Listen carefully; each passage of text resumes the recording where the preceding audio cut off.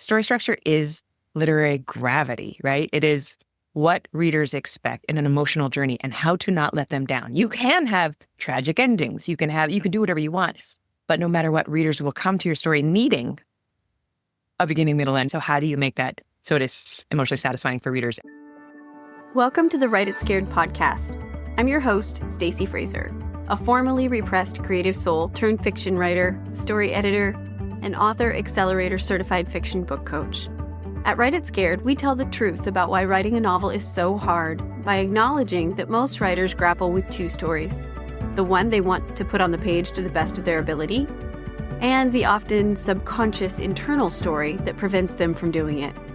This show is designed to help you identify and rewrite the internal narrative holding you back while you discover and write the story you want to tell and learn all the tools to help you do that successfully.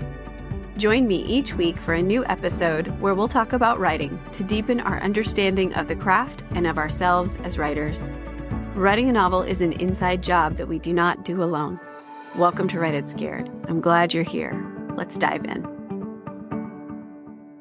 Hi, writer. Welcome back to episode 38 of the Write It Scared podcast. I'm Stacey. So thrilled to have you here with me today, and I can't wait for you to meet our next guest. And you might know this guest through her amazing podcast, Ink in Your Veins, or through many of her wonderful books. Rachael Herron has been a mentor to me and many other writers, and I will give you her full bio in just a moment. But what I love about Rachael is that she is not afraid to be completely transparent about her writing journey. And what I hope you take away from our conversation is that you can do this too. Rachael is a wealth of knowledge and inspiration, and I am so excited to have her as a guest. She is a person that proves there are many different versions of success out there, and you just need to figure out what works for you and not be afraid to jump lanes and do your own thing. Before I give you her bio, I did want to say I had some technical difficulties on my side of the audio in this episode, so I sound a bit like a garbled squirrel, but Rachael sounds great, and that's who you really need to listen to. So without further ado, here is her bio. Rachael Herron is the internationally best-selling author of more than 24 books, including her thrillers under R.H. Heron, mainstream fiction, feminist romance, and nonfiction about writing. She received her MFA in writing from Mills College, Oakland, and she has taught extension workshops at both UC Berkeley and Stanford. A dual New Zealand and American citizen, she is currently living in Wellington, New Zealand with her banjo-playing wife and her brick-eating dog. Rachael, thank you so much for coming on the podcast. I am just thrilled to have you here. Honored to be here. I've been so excited about doing this. So thank you for asking me.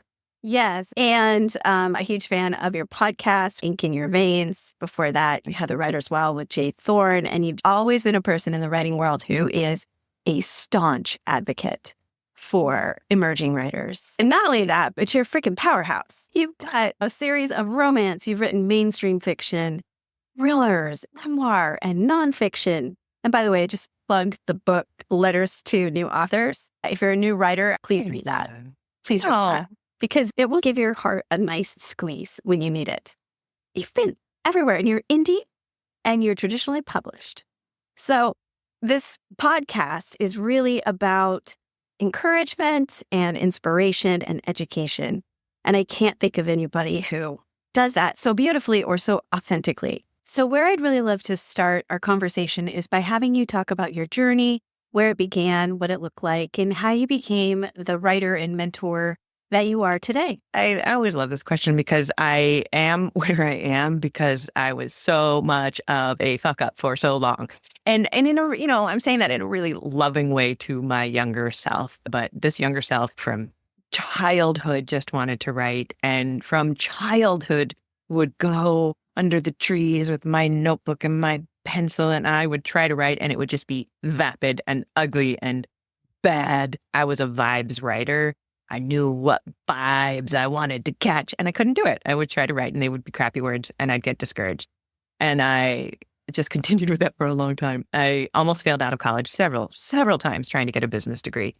Finally got a degree in English and graduated and went straight and got my Master of Fine Arts in creative writing and English at Mills College. And then spent 7 years trying to write the great American novel, which was awful. I never had three and a half unfinished books before In 2006, I discovered NaNoWriMo. NaNoWriMo has been screwing up a little bit this year, so we're not going to talk about they were awesome. And what NaNoWriMo taught so many writers, including myself, was that most of us have to finish a book before we know what it's going to be. And I knew that intellectually, like I knew that people said that, but I always thought in my perfectionist mind that I should and would probably be the exception because I was going to try so hard to get it right. And then I would write 6 chapters and go back and fix them. And then I'd write 3 more chapters and then go back and fix the first chapter. And I'm sure you've heard me say this, but I've said it a million times, is that revising as you go while you're writing is only your process if you are completing good books that you then publish.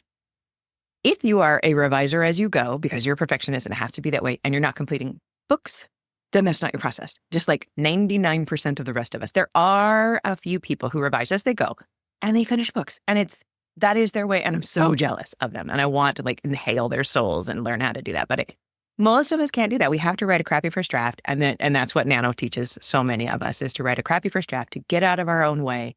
And that book in 2006, I finished. It was terrible, I thought. And then I went back and read it a few months later. And I was like, oh, this is actually the best thing I've ever written.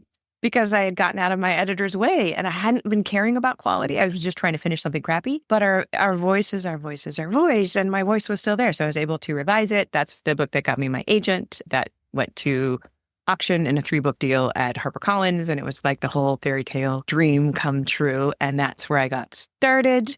And my first book came out in 2010. And since then, I'm up to, I think, almost 30 books out there. Like you said, in 6, almost 7 genres, because I'm going into paranormal next year. So also not an ideal way to become a huge seller, is to keep changing genres. But one thing that I know that I do, and I don't do it on purpose, but I know that I do it, is that my voice is always the same. And it's the same voice that I have on my podcast. And it's the same voice that I have in my classes, which is always warm and encouraging. So it doesn't matter, we could talk about that too. Like our voice is our voice is our voice. No matter what I write, it will always be encouraging in some way, just the same way you are, the same way you show up and encourage other writers. Like some people, that's the language we speak all the time. So that's how I got to here. I'm going to beg to differ. Just one point here. Your thrillers are not like a hug. You know what I did is I wrote women's fiction novels. I wrote upmarket, commercial novels. And then my agent and my editor at Penguin said, literally, less feelings, more stabbing. And I just had to keep revising, emotions out, tension in. And you'll notice I've only written 2 of those. They're very hard. They're not my natural voice. And I had to go and say that I had to write it, in my natural voice and then change it. No, and I don't know if I'll ever write any more thrillers. I love reading them. I remember you telling a story about after you got your 3-book deal with HarperCollins, and it didn't go that well. No, I was total failure in the States. So the first book sold okay. So this is like a 6-figure deal. Yay, amazing. And then once you break down a 6-figure deal, it's like I think it was $110,000 for the 3 books. And after you break that down with taxes and agent fees over the course of 3 years, it looks like you're taking home about almost $16,000 a year. So it wasn't enough to quit the day job, but it was so exciting still. And my first book in that series almost earned out. Fantastic. Second book did not. Totally bombed. Nobody bought it. It came out the week that borders closed in the States. Third book did not earn out. And so what happens when you don't earn out your advance? It's basically, sometimes you will get picked up, but I didn't earn out my advance in a big way. I didn't even come close to earning out those advances. So what happens is that your publisher will look at you and say, we made an advance that they give you is a gamble. It's a bet they're placing on you. And I wasn't worthy of the bet. Those books didn't make back what they bet they would. So they said no thanks to the next books. However, they became bestsellers in both New Zealand and Australia because they were bought by Penguin Australia. So Penguin Australia wanted more of those books. They wanted books 4 and 5. But I couldn't sell books 4 and 5 in the States. HarperCollins didn't want them. And nobody else would take books 4 and 5 in a series. But they were offering me good money at Penguin Australia to write these.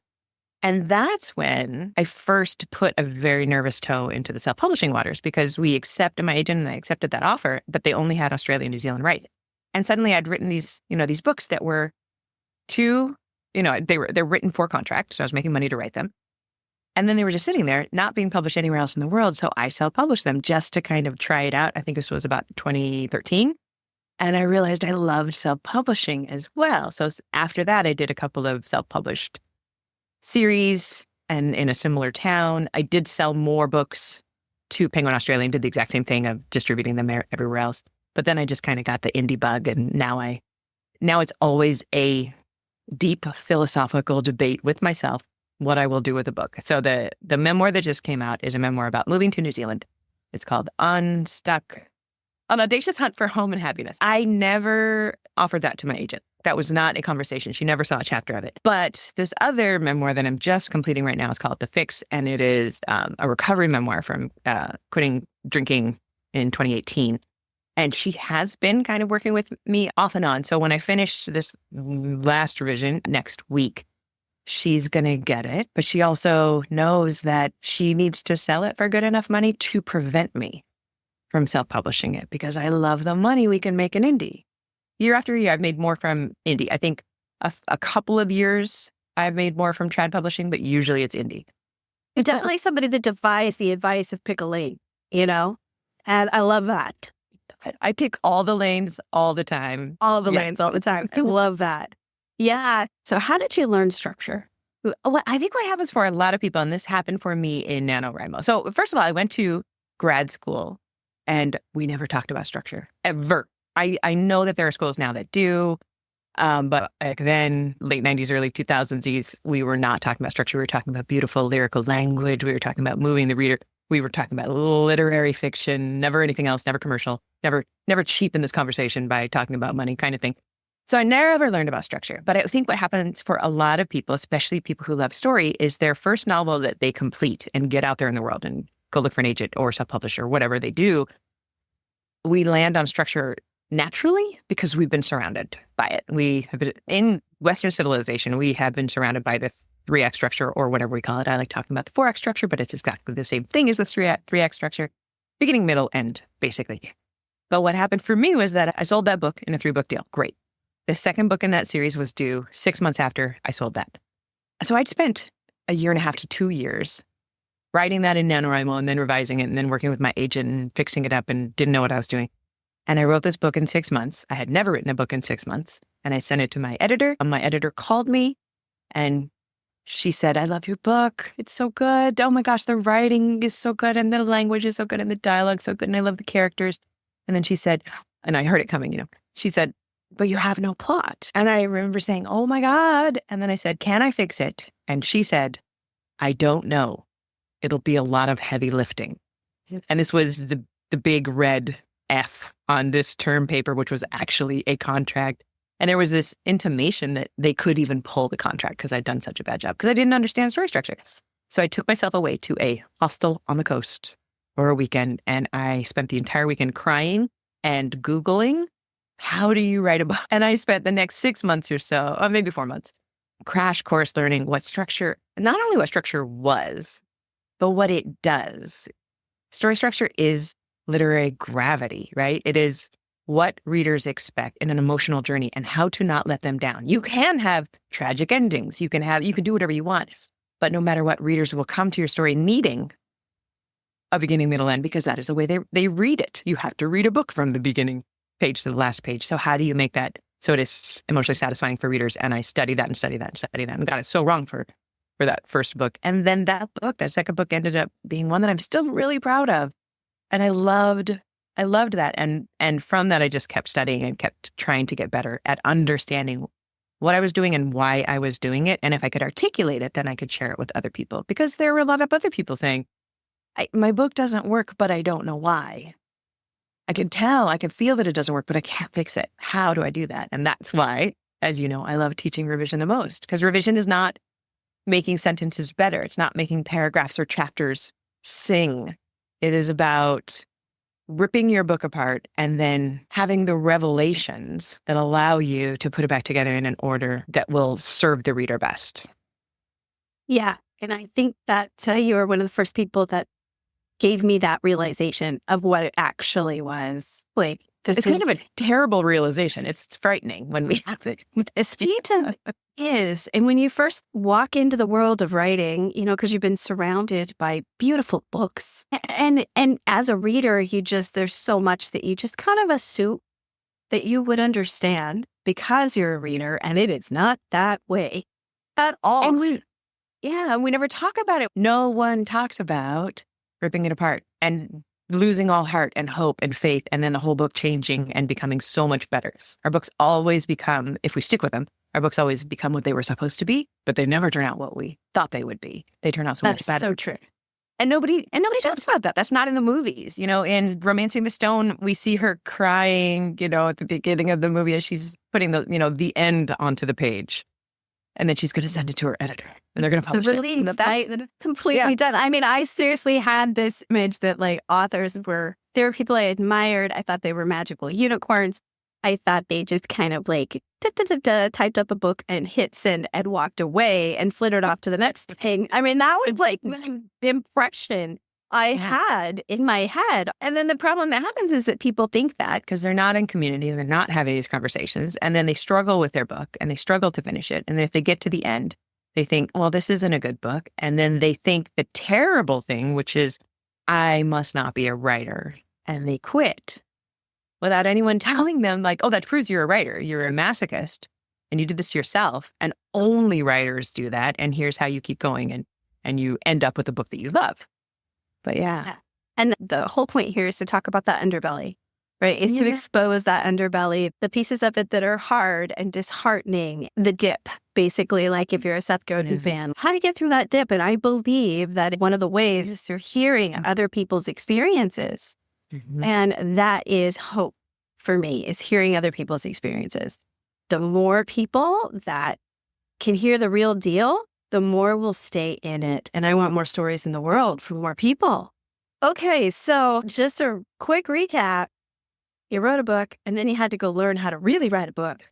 And now you've written plus 20-some novels. So what does your process look like today to go from, an idea to a draft that is ready to send to your editor? It's never easier. It never gets easier, I don't think, but it gets smoother. My process now is I'm still quite a discovery writer. I have this brand new idea that I'm just in love with. It's this novel that's landed on me out of nowhere. It's part historical, part contemporary. But anyway, so I have more of the turning points than I normally know. But usually I know just kind of some basics. I know the inciting incident. I know the midpoint. I know the dark moment sometimes. And I'm always writing my way in a direction there. But nowadays, because I am so comfortable with the suck of the first draft, I write a first draft quickly. The book that's coming out next year is called 7 Miracles for Beatrix Holland. And I think it only took 7 weeks to write. And I wasn't trying to go fast. It was just that while I was writing it, I was sitting down every day and getting 2,500 words, which is a nice solid pace for me of crap. And then generally I take 4 to 6, maybe sometimes 4 to 8 weeks to revise that into. So that's the biggest heavy lift for me, is that second draft. I call it the make sense draft, because the first draft did not make sense. This is the draft that makes sense. I'm still not concerned about making pretty sentences or beautiful paragraphs, although that is kind of happening because we're human beings and we are fussing as we're going.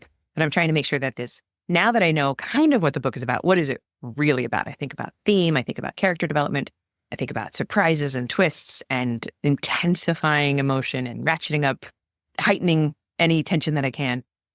So that's the second draft, and it's also very hard. It's also very messy. But then I slip into the third draft, which is where I kind of finally know the book, and I'm making it better. I usually do something I call passes. I think a lot of people call them passes, where I have learned over the years that there are just some things I'm bad at, so I don't do them at all. I do not do them at all until a pass. I don't do settings. I don't do character descriptions. They're basically just heads in space for the first 3 drafts. Settings is a pass. I'll go into every single scene and I'll add setting. Of course, there's setting there if they had to throw something against a wall. There was a wall. But otherwise, there's nothing in these books until I put it in. And that really saves me time and energy, because I just have a whole long afternoon or maybe 2 afternoons of adding setting. And then it's in the book as if it were always there. And it wasn't. So after 3 drafts and usually 3 passes or so, and a couple times through really reading it, like I usually send it to my Kindle and I get in bed and I stay in bed for those 5 hours of reading the book. And that's where I'm catching like little typos and stuff. And then I will send it to my agent, or if it's a self-published book, I'll send it to, that's when it goes to the developmental editor. And then, of course, the process starts all over again. But did that answer the question? Oh, 100%. 100%. Yeah. It's an illuminating process. And you teach a really incredible class on, I think it's 90 days to revision, right? Is that what you still call it? Yeah. Yeah. Yeah. And I've taken it, and it was so eye-opening in so many ways. So if you're still teaching it, I highly recommend. Okay. So that was your process of kind of how you go from idea to polished draft. So tell us about your most recent book. I will tell. How about I tell you about the one that did just come out, because I am proud of that one. That's the Unstuck memoir, and that one had kind of a different process because I also have a Patreon, which I really love. And on this Patreon, I've had it for years and years, and every month I send out an essay. And sometimes I am collecting essays into a book-shaped book, and sometimes I'm not. Sometimes, like right now, I'm not really heading for any book. So every month you get in, people on my Patreon get some kind of essay, and I don't know what I'm going to do with those essays. But when my wife and I were moving to New Zealand, we had the idea, and then, we had the panic attacks, and then we did it. This was 3 years ago. And we left everything we knew, loved everyone we knew. We sold our house. We sold all of our things, and we moved around the world. And I was chronicling it as we went with the Patreon. Every month I would write an essay. So I was doing this awesome thing where I was kind of giving myself my own advance as I went, because Patreon would pay me every month for sending out these essays. And then once we had moved and bought our house, and it was about 1.5 years after we finally settled, I thought, okay, the book is now going to be a book because we've done it. We're not doing it anymore. We've done it. And I started to put it into a book, and I did a Kickstarter for it then, which paid for my time in recording the audiobook for it. So that was another nice chunk of money that I gave myself as an advance for this book before it ever came out. And then I was able to put the book out and actually sell it. So it's not even like a normal advance. A normal advance, you don't see any extra money until your book is earned out. You've sold all the books that traditional publisher bet that you would sell. And if you sell an extra book over that, you start getting money again in the form of royalty. Yeah. But for this, I'd already made money from it, from people helping to support me do this. And they'd, of course, with the Kickstarter, it's a sales platform, and they'd gotten what they'd purchased. And then I could put it out. And it's just been a really fun, really enjoyable process to have complete control over it from beginning to end. And it's a book I'm really proud of. I'm passionate about memoir. I used to teach at Stanford and at Berkeley this class called Fast Draft Your Memoir, which also turned into a book, which is out there. But it is this idea of fast drafting memoir all the way through. And I'm super passionate about memoir being as good as a novel with the same kind of story structure. It needs to have the same emotional moments that a novel would, or we're just, telling an autobiography, and nobody wants to hear my autobiography, but they may want to hear about moving to a country with your partner, leaving everybody behind and starting your life over again. 100%. I'm reading it now. What I'm really appreciative about this book is the brain behind it. Like I just really identify with this just heavy driving compartmentalization. I just really anxiety and fear, and and I like writing about the stuff that is hard, because I think that social media, and even people who have taken my classes have read Unstuck, and they'll say, Rachel, you were teaching while you were moving, and I did not know you were anxious. And I'm like, well, that was my job. My job is not to teach you in a class on how to write a book or how to do a revision that I am anxious, but I love to write about, in memoir, I love to write about the real stuff and the real places that were broken. And for me, I'm always broken in the same ways, and I'm always trying to fix myself in the same ways, accepting that I am not perfect, that I never will be, and I should just stop trying. That is my core story. And accepting and moving into this moment right here, the one I'm having with you, having this incredible conversation. I love that. Yeah, I very much identify with that. That is definitely the lesson that life slaps me in the face with, all the time. Over and over. Like, be here. be here, be I present. have a tattoo right here that says now, and I never look at it. It's now, I never notice it. Okay. Well, so as we spoke about, a big part of this podcast is talking about the underbelly and when the writing has gotten hard or the process has gotten hard, depending on where you are, on the spectrum. So would you share a time of when it has gotten hard and how you struggled and then what you learned from it? The hardest time I ever had was in late 2017, when I realized I was burned out and I felt creatively just depleted. I'd only been writing full time. I left my full-time job in 2016. So I'd been writing for almost 2 years full time, and I'd been treading water, and I just felt so incredibly burned out. I didn't have any creativity left. So I assigned myself this project because I love a project. I love a memoir. I love a stunt memoir where somebody gives themselves a project and then writes about it. So I decided that I would try to refill my well, and every month for 12 months, I would try to do something that was a challenge to me that would hopefully help me refill the well. Like 1 month, it was no social media, no TV, just reading. 1 month was, swimming every day. 1 month was meditating every day, that kind of thing. And I really thought that was going to fill the creative well because I had let it run dry. And I was wrong. I was just an alcoholic and didn't know it, which is what I found out 3 months into the freaking project.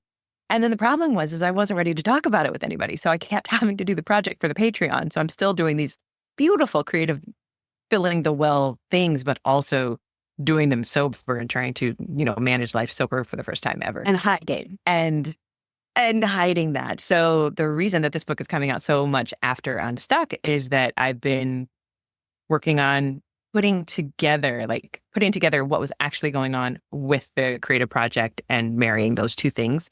So to answer, now I think the book is really good and I can't wait to get it out there.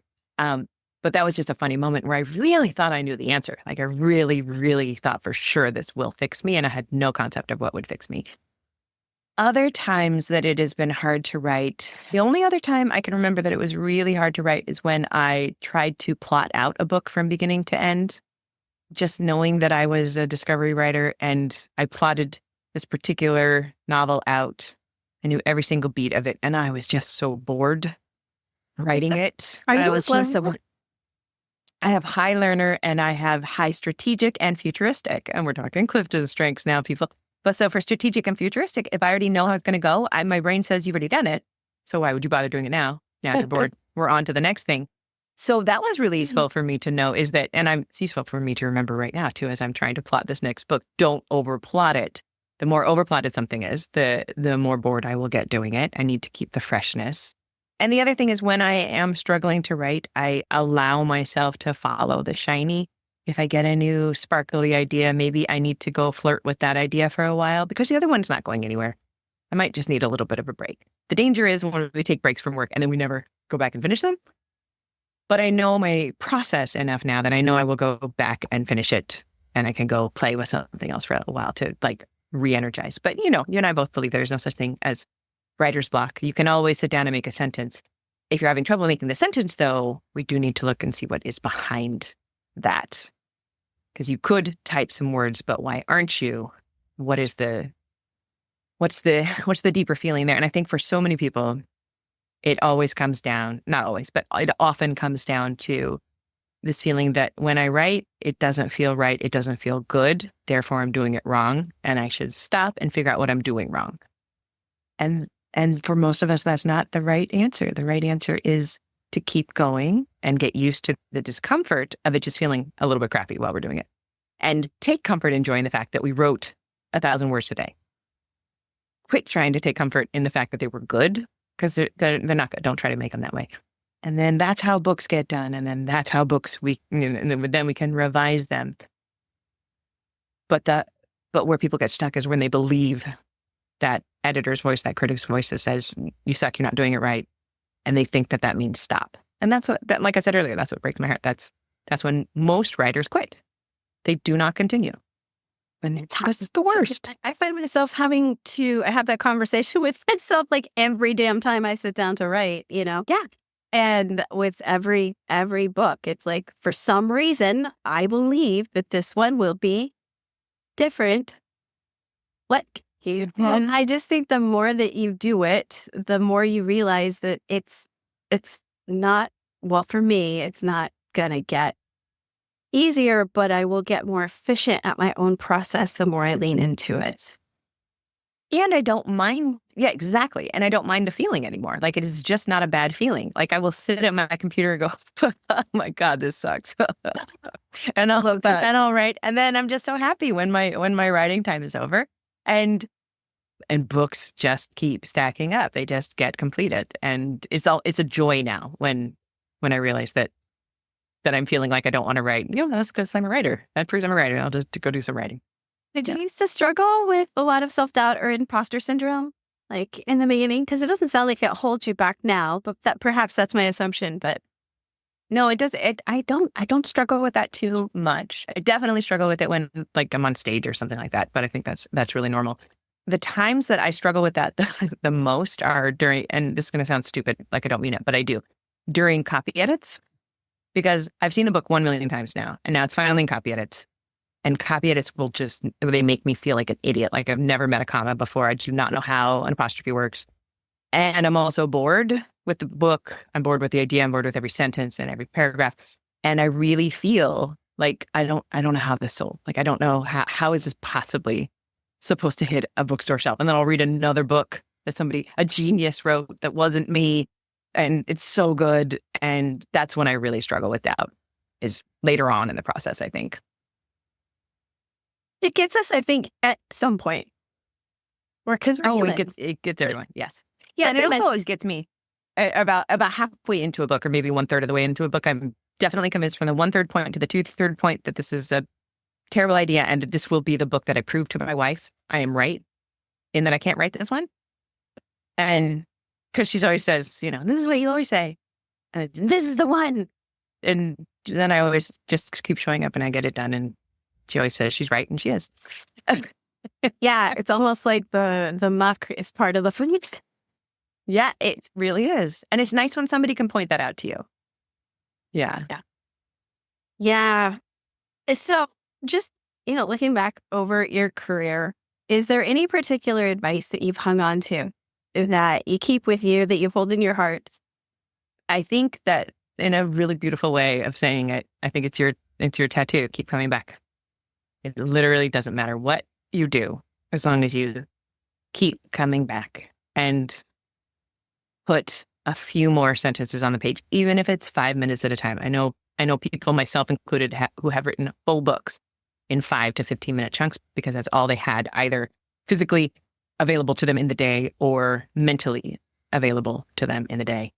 And if you keep showing up, it really, really, really, really adds up.